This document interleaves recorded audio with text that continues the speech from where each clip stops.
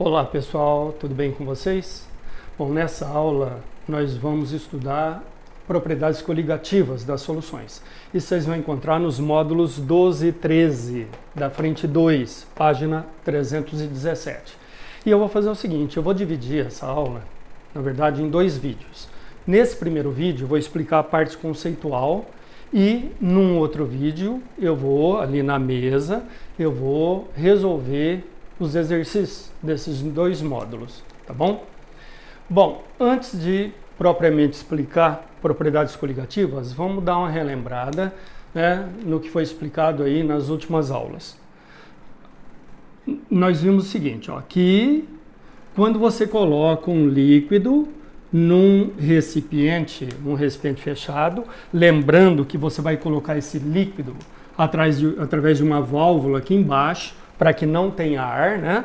Aí você tem um êmbolo móvel e injetando o líquido vai subindo o êmbolo, aí você para de injetar o líquido, aí você vai puxar esse êmbolo. E vai ter um aparelho aqui para verificar a pressão. E esse líquido vai vaporizar. Eu estou considerando aqui a água líquida, né? Ela vai vaporizar numa certa temperatura, e você tem aqui, vou deixar a temperatura com valor fixo, temperatura constante, e essa superfície livre é a mesma, então ocorre a vaporização aqui numa certa velocidade, que é constante. Só que, e com isso, vai aumentando a pressão que o vapor exerce aqui dentro do recipiente vai aumentando gradativamente, e está sendo registrado aqui nesse aparelho. Aí chega um momento em que não varia mais a pressão. Então a impressão que você tem é que parou a vaporização. Na prática nós sabemos que continua a vaporizar e com a mesma velocidade. Bom, mas então por que não varia mais a pressão? Porque na verdade está ocorrendo a condensação com a mesma velocidade que a vaporização, né? Velocidade de condensação se iguala à velocidade de vaporização.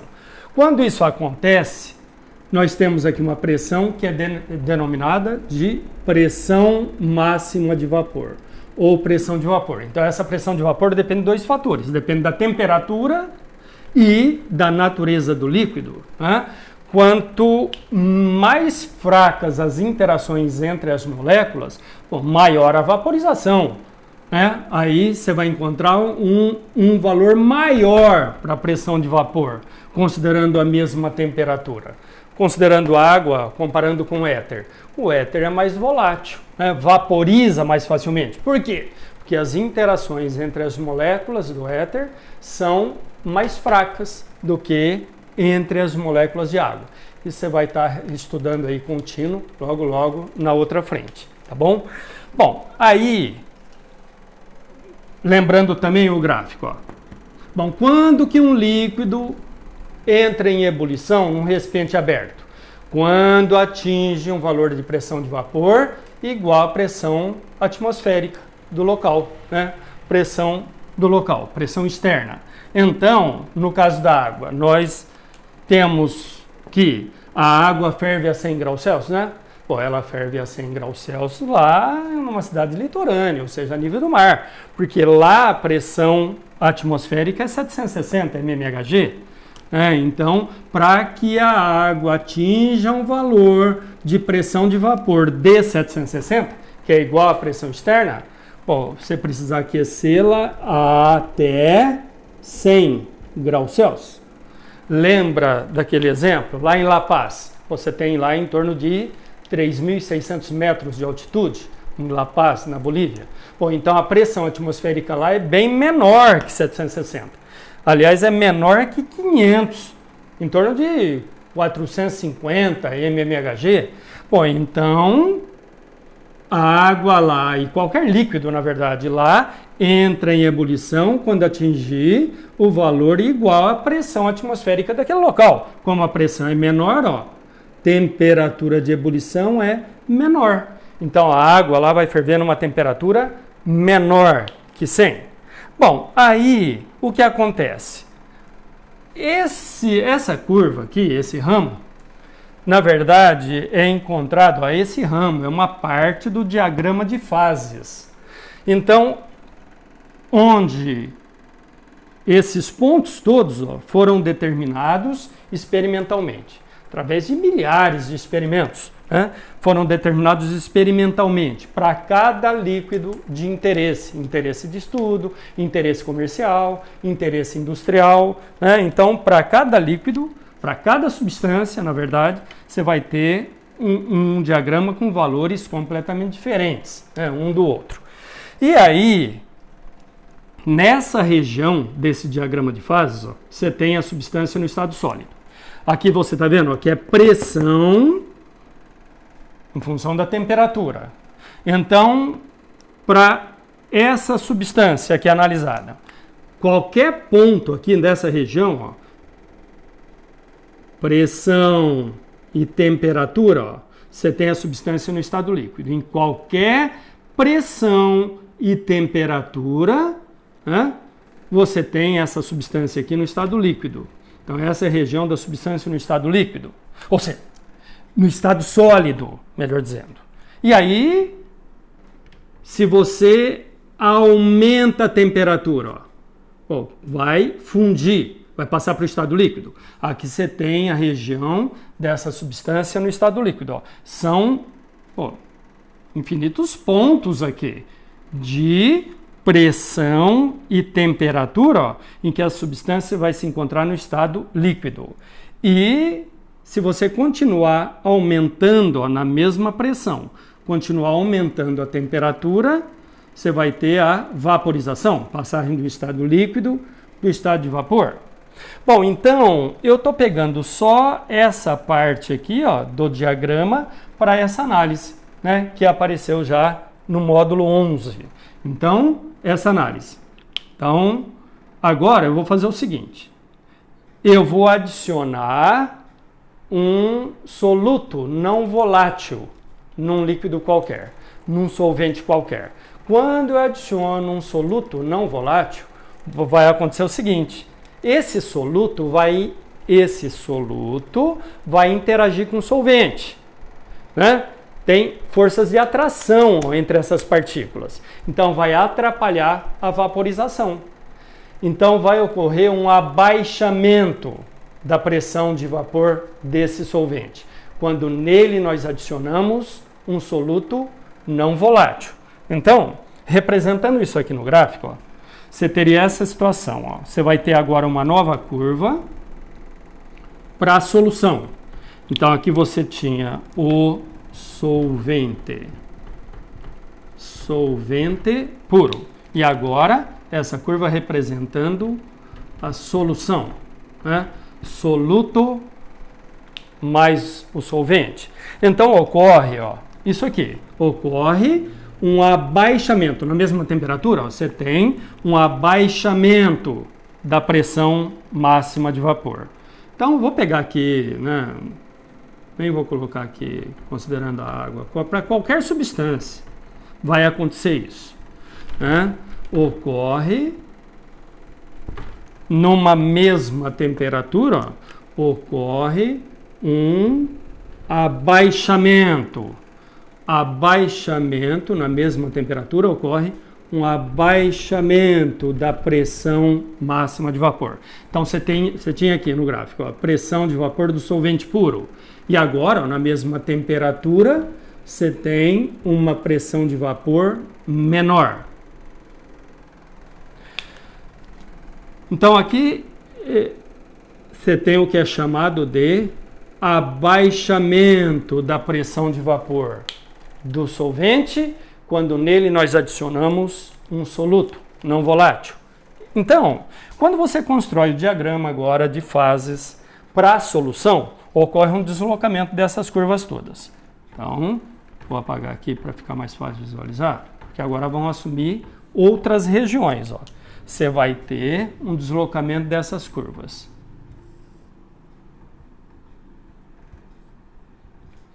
E aí, olha só, ocorre o abaixamento da pressão de vapor. Consequentemente, agora você vai ter uma maior temperatura de ebulição. Vamos considerar que nessa pressão aqui, pressão P, olha só o que acontecia. Esse líquido passava do estado líquido para o estado de vapor nessa temperatura, né? Era a temperatura de ebulição desse líquido. Agora, como diminuiu a pressão de vapor, você vai ter que aquecer mais para atingir um valor igual à pressão externa. Então, ocorre um aumento. Você tinha aqui o T0, agora ocorre um aumento da temperatura de ebulição. Aumento, variação da temperatura de ebulição. Ocorre um aumento da temperatura de ebulição desse solvente, quando nele nós adicionamos um soluto. E, olha só, ele passava do estado líquido para o estado sólido nessa temperatura. Agora, para a solução, você tem essa outra curva. Você vai ter agora uma temperatura de congelamento menor. Aqui estava a temperatura de congelamento do solvente puro. Agora você vai ter uma temperatura de congelamento com valor menor. Aqui então você tem o que é chamado de variação da temperatura de congelação ou congelamento desse solvente. Bom, então isso é chamado de crioscopia. E a medida disso aí é chamado criometria. Então, isso são as chamadas propriedades coligativas das soluções. São propriedades que dependem do número de partículas dispersas. Então, vamos colocar ali. Um minutinho só. Apagadorzinho moderno,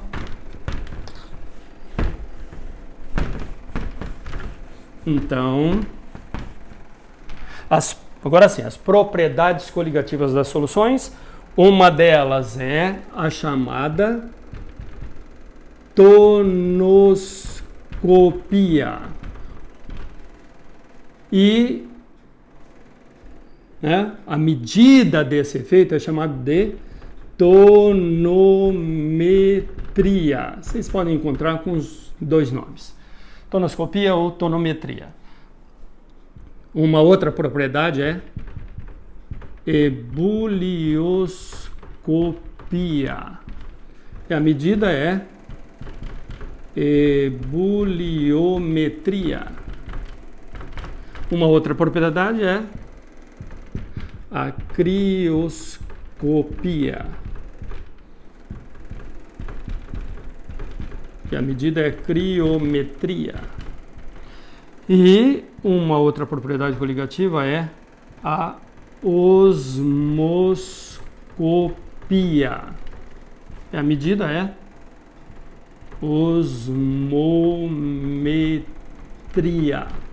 Então, tonoscopia corresponde ao abaixamento da pressão de vapor. Quando você coloca um soluto no solvente, ele interage com o solvente, então vai atrapalhar a vaporização do solvente, ele vai segurar o solvente. Então, ocorre um abaixamento da pressão de vapor do solvente, quando nele nós adicionamos um soluto. E aí, quanto maior o número de partículas que você adiciona ali, quanto maior a concentração, então, quanto maior a concentração dessa solução, lembrando que isso aqui, representação de concentração, concentração em mol por litro, molaridade.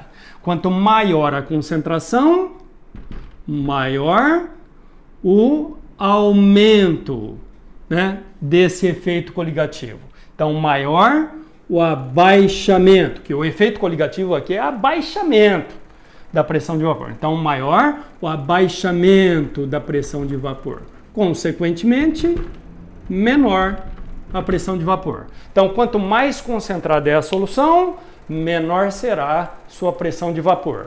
Consequentemente, você vai ter que aquecer mais para que aquele líquido atinja uma pressão igual à pressão externa quando você aquece em frasco aberto. Então, maior a temperatura de ebulição. Isso é a chamada ebulioscopia. Então, ebulioscopia corresponde ao aumento da temperatura de ebulição de um solvente quando nele nós adicionamos um soluto. E quanto maior a concentração, o que acontece? Maior o aumento da temperatura de ebulição. Portanto, maior a temperatura de ebulição. Quanto maior a concentração, menor a pressão de vapor. Maior a temperatura de ebulição, mas você vai ter que aquecer para atingir o valor igual à pressão externa. E a crioscopia corresponde ao abaixamento da temperatura de congelamento. Então, a água congela a 0 graus Celsius, considerando pressão normal, né? Pressão de 1 atm ou 760 mmHg, congela a 0. Quando você coloca sal ou açúcar, um soluto nessa água, originando uma solução aquosa, vai ocorrer o abaixamento da temperatura de congelamento. Então, agora ela não vai mais congelar a 0. E, na verdade, agora é solução, né? É o soluto mais o solvente, a solução aquosa aí. Ocorre um abaixamento da temperatura de congelamento do solvente quando nele nós adicionamos um soluto não volátil. E aí, quanto maior a concentração, o que acontece? Maior o abaixamento da temperatura de congelamento. Consequentemente, então, portanto, menor a temperatura de congelamento. Então, quanto mais partículas você dissolve no solvente, menor será a pressão de vapor, porque ocorre abaixamento da pressão de vapor. Maior vai ser a temperatura de ebulição, porque ocorre aumento da temperatura de ebulição. E menor será a temperatura de congelamento. Agora, a osmoscopia avalia aí a pressão osmótica. Quanto maior a concentração, maior a pressão osmótica. Então ocorre um aumento da pressão osmótica. Pessoal, pressão osmótica é representada pelo π, aumento da pressão osmótica. Então, lembrando que a pressão osmótica é a pressão que você deve exercer sobre a solução para evitar a sua diluição pela passagem, né, de solvente pela membrana semipermeável. Então, você tem lá compartimentos separados por uma membrana semipermeável. E aí você tem aqui água pura e aqui água mais um soluto, NaCl. Lembrando que sempre vai passar espontaneamente solvente, para a solução. Ou então de uma solução de menor concentração para aquela de maior concentração. É a tendência de estabelecer ali um equilíbrio de concentração, né? Você tem uma solução menos concentrada e uma mais concentrada, o que acontece? A menos concentrada, que é a mais diluída, perde água. E aquela que está mais concentrada vai recebendo água, vai diluindo, vai diminuindo a concentração. Aquela que era mais diluída vai perdendo água. Então vai concentrando, vai aumentando a concentração. E a outra que estava concentrada recebe água, né? Vai diluindo, vai diminuindo a concentração. É a tendência a estabelecer o equilíbrio. Então, olha só, a pressão que eu devo exercer aqui sobre uma solução para evitar a passagem do solvente pela membrana semipermeável, diluindo a solução, isso é a pressão osmótica. É a pressão que deve ser exercida sobre a solução para evitar a sua diluição pela passagem do solvente puro pela membrana semipermeável. Bom, então, o que acontece? Quanto maior a concentração, maior a pressão que você deve fazer sobre a solução para evitar a sua diluição. Ou seja, maior a pressão osmótica. Bom, então, quando você coloca o soluto no solvente, você vai adicionando o soluto, vai aumentando a concentração, vai aumentando a pressão osmótica. Então, quanto maior a concentração, o que acontece? Maior o aumento da pressão osmótica. Consequentemente, maior a pressão osmótica. Então, sempre vai ser isso. Quanto mais concentrada tiver a solução, quanto maior a concentração, maior o abaixamento da pressão de vapor. Então, menor a pressão de vapor. Maior o aumento da temperatura de ebulição. Então, maior a temperatura de ebulição. Maior o abaixamento da temperatura de congelamento. Quanto mais açúcar você coloca na água, menor será a temperatura em que ela vai iniciar o congelamento ou congelação, tanto faz, né? Então, esse soluto atrapalha a formação dos cristais do solvente. Então, vai demorar mais para começar a cristalizar, né? Para solidificar. Então, quanto maior a concentração, maior o abaixamento da temperatura de congelamento. Então, menor a temperatura de congelamento e maior o aumento da pressão osmótica. Então, maior a pressão osmótica. Então, quanto maior a concentração, menor a pressão de vapor, menor a temperatura de congelamento, maior a temperatura de ebulição e maior a pressão osmótica. Tudo bem? Bom, então com isso, agora, num outro vídeo, eu vou resolver aí exercícios de aula, né? E para que vocês tenham condições de estar resolvendo exercícios das atividades que serão enviadas para vocês, tá bom? Um abraço para vocês, pessoal. Tudo de bom. Tchau, tchau.